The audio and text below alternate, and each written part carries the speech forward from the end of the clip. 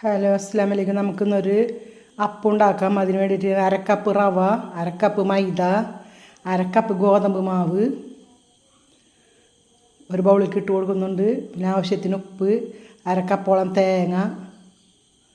ഇനി നമുക്ക് ആവശ്യത്തിന് ഉപ്പിട്ട് നന്നായിട്ടൊന്ന് ടീസ്പൂണോടൊന്ന് ഇളക്കിയതിന് ശേഷം നമുക്ക് ആദ്യം ഒരു ഗ്ലാസ് വെള്ളം ഒഴിച്ച് കൊടുക്കുക. പോരെങ്കിൽ കുറച്ചും കൂടി വെള്ളം ഒഴിച്ച് നന്നായിട്ട് കലക്കുക.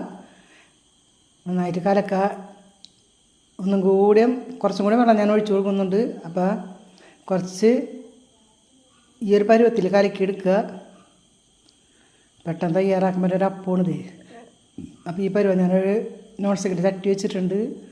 ഒപ്പം തന്നെ ഞാൻ ഇതിലേക്ക് ഇങ്ങനെ 2 കൈയിലോളം കോരിയിട്ട് പരത്തി കൊടുക്കുന്നുണ്ട്. ഇനി നമുക്കിതിൽ കുറച്ച് നെയ്യാണ് ഇട്ടിച്ച് കൊടുക്കേണ്ടത്. കുറച്ച് നെയ്യ് ഇങ്ങനെ തൂവി കൊടുക്കുക. ഇത് വെറുതെ കഴിക്കാൻ പറ്റും. അതുപോലെ വെട്ടിക്കൂട്ട് കറി, പണ്ടത്തിൻ്റെ കറി, ബീഫ് കറിയൊക്കെ കൂട്ടി കഴിക്കാൻ പറ്റിയൊരു അപ്പമാണ്. ട്രൈ ചെയ്യുക എല്ലാവരും.